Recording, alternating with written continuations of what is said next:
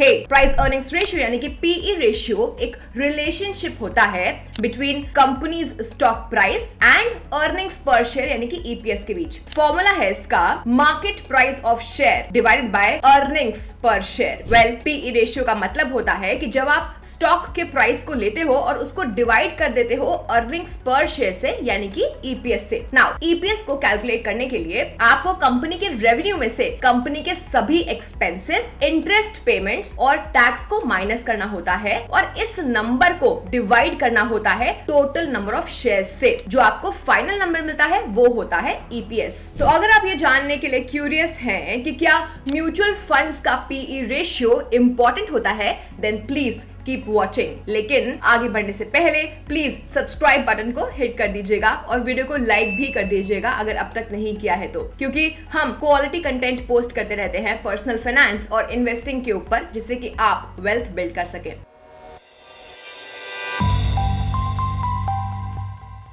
तो चलिए अब अपने टॉपिक पे वापस चलते हैं। तो पीई रेशियो कैसे हेल्पफुल होता है आखिर? वेल, पीई रेशियो आपको स्टॉक की वैल्यूएशन डिटरमाइन करने में हेल्प करता है। इस रेशियो को एग्जामिन करने पे आप ये कंक्लूड कर सकते हैं कि जो गिवन स्टॉक है वो ओवर वैल्यूड है या फिर अंडर वैल्यूड है। पीई रेशियो ऐसा अचीव कर पाता है बाय कंपेयरिंग, यानी कि वो current market value of the stock को कंपेयर करता है उस ही कंपनी की जनरेटेड अर्निंग्स से। अगर हम सिंपल टर्म्स में कहें तो ये रेशियो आपको एक फेयर आइडिया देता है कि इन्वेस्टर्स एक स्टॉक को ओन करने के लिए कितना पे करने को रेडी हैं बेस्ड ऑन कि उस कंपनी में पास्ट में क्या अर्निंग्स जनरेट हुई हैं। फॉर एग्जांपल, अगर एक कंपनी के शेयर्स 100 रुपीज पे ट्रेड कर रहे हैं और कंपनी जनरेट कर रही है 4 रुपीज उसकी एनुअल अर्निंग्स के तौर पे, तो कंपनी के स्टॉक का पीई रेशियो हो जाएगा 100 divided by 4 which is equals to 25 rupees. इसका मतलब इन्वेस्टर्स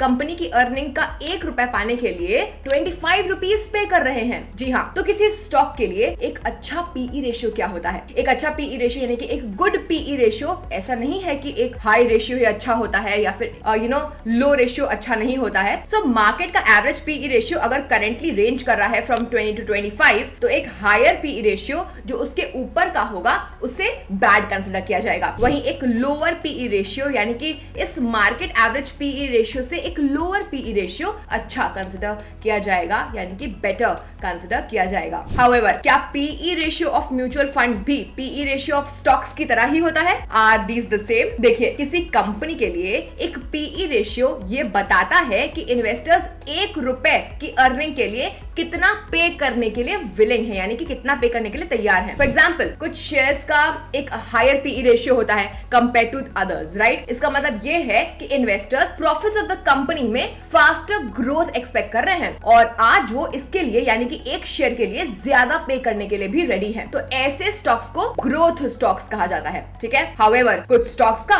लो पीई रेशियो होता है क्योंकि इन्वेस्टर्स कंपनी के प्रॉफिट में ज्यादा ग्रोथ एक्सपेक्ट नहीं कर रहे हैं और ऐसे स्टॉक्स को वैल्यू स्टॉक्स कहा जाता है। हाउएवर, ग्रोथ और वैल्यू ये कोई स्टैटिक कंसेप्ट नहीं है। फॉर एग्जांपल, एक कंपनी जो कि पहले स्लोली ग्रो कर रही थी वो हो सकता है स्पीड पकड़ ले और एक फास्ट ग्रोइंग कंपनी हो जाए, राइट? इसका ऑपोजिट भी ट्रू है। Now what about equity funds का PE ratio? Generally PE ratio एक मेट्रिक होता है स्टॉक्स के लिए, लेकिन ये म्यूचुअल फंड्स के लिए भी रेलेवेंट है। यहाँ पे हम उन इक्विटी फंड्स की बात कर रहे हैं जो कि अपने ज्यादातर एसेट्स को स्टॉक्स में इन्वेस्ट करते हैं। एक इक्विटी फंड बेसिकली स्टॉक्स का यानी कि शेयर्स का कलेक्शन होता है, राइट? इस वजह से एक इक्विटी फंड का पीई सभी स्टॉक्स के पीईस का एवरेज होता है डिपेंडिंग अपॉन कि पोर्टफोलियो में उनका कितना प्रपोर्शन है।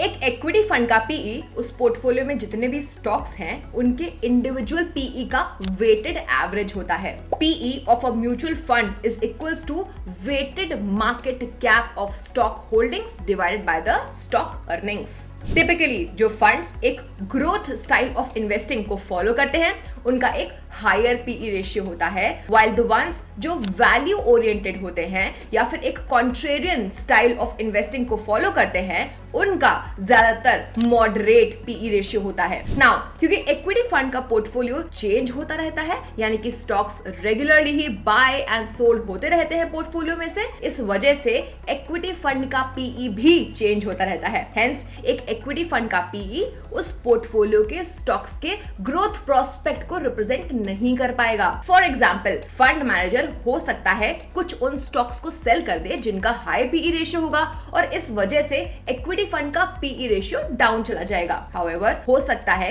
ये अच्छे ग्रोथ स्टॉक्स हों और फंड मैनेजर ने अपॉर्चुनिटी लूज कर दी हो to have stocks with good growth prospects in this portfolio. Mutual funds experts believe करते हैं कि म्यूचुअल फंड का पीई इतना कुछ कन्वे नहीं करता है जितना स्टॉक का पीई करता है। म्यूचुअल फंड का पीई सिर्फ कन्वे करता है कि उस पोर्टफोलियो में किस काइंड के स्टॉक्स हैं। फॉर एग्जाम्पल, म्यूचुअल फंड का पीई इंडिकेट करता है कि म्यूचुअल फंड स्कीम्स द्वारा कौन सी इन्वेस्टमेंट अप्रोच फॉलो की जा रही है। ये आपको बताता है कि फंड एक growth style of investing follow कर रहा है या फिर एक value style of investing follow कर रहा है। फॉर एग्जाम्पल, एक out performing equity mutual fund एक ग्रोथ स्ट्रेटजी को फॉलो कर रहा है, यानी कि इसका कंपैरेटिवली हायर एक्सपोजर है उन स्टॉक्स में जिनका हायर पीई रेशियो है देन इट्स पीयर्स। लेकिन हाँ, ये आपको ऐसा कुछ भी नहीं बताता कि फंड इन्वेस्ट करने के लिए अच्छा है या फिर नहीं। आप किसी एक इक्विटी म्यूचुअल फंड स्कीम का पीई रेशियो कंपेयर भी कर सकते हैं उसके खुद के बेंचमार्क से, इसके स्टाइल ऑफ इन्वेस्टिंग को बेटर मैनर में अंडरस्टैंड करने के लिए। अब हम अपने कंक्लूजन पे आ चुके हैं। तो गाइस, इक्विटी म्यूचुअल फंड को अपने पोर्टफोलियो के लिए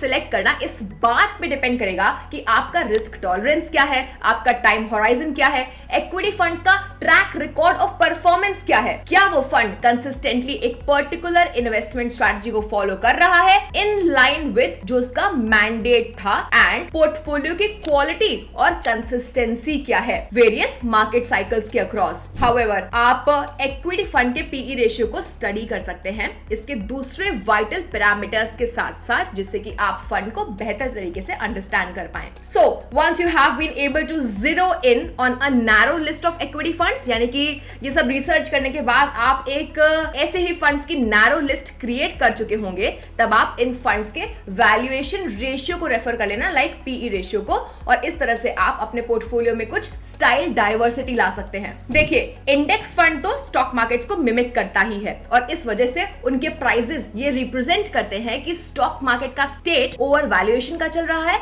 या फिर अंडर वैल्यूएशन का, राइट। तो अगर स्टॉक मार्केट इंडेक्स जैसे कि निफ्टी 50 का पीई रेशियो नीचे चला जाता है, लेट्स से 18 पे या फिर उसके आसपास, तो डेटा सजेस्ट करता है कि पीई रेशियो रिवर्ट बैक होगा, यानी कि वापस अपने मीन पर 20 पे इवेंचुअली वापस जाएगा ही जाएगा। तो ये एक बहुत ही अच्छा टाइम हो सकता है इंडेक्स फंड में इन्वेस्ट करने का। वहीं थीमेटिक और sectoral funds generally broader equity fund scheme से ज्यादा रिस्की होते हैं, लेकिन ऐसा हमेशा नहीं होता। दिस मींस कि अगर आप ऐसे फंड्स में इन्वेस्ट करते हैं जिसका पीई रेशियो जब लो होता है, तो आपके हायर रिटर्न्स ऑन इन्वेस्टमेंट बनाने के चांसेस बढ़ जाते हैं और सिमिलर प्रोपोर्शन में chances of making negative returns कम हो जाते हैं। तो गाइस, ये था हमारा आज के वीडियो के बारे में। हम होप करते हैं कि आपको ये वीडियो बिल्कुल पसंद आया होगा। ऐसे और कंटेंट के लिए ग्रो के चैनल को सब्सक्राइब करना मत भूलेगा।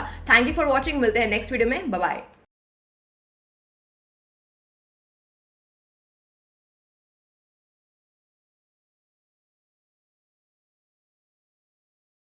Mutual fund investments are subject to market risks.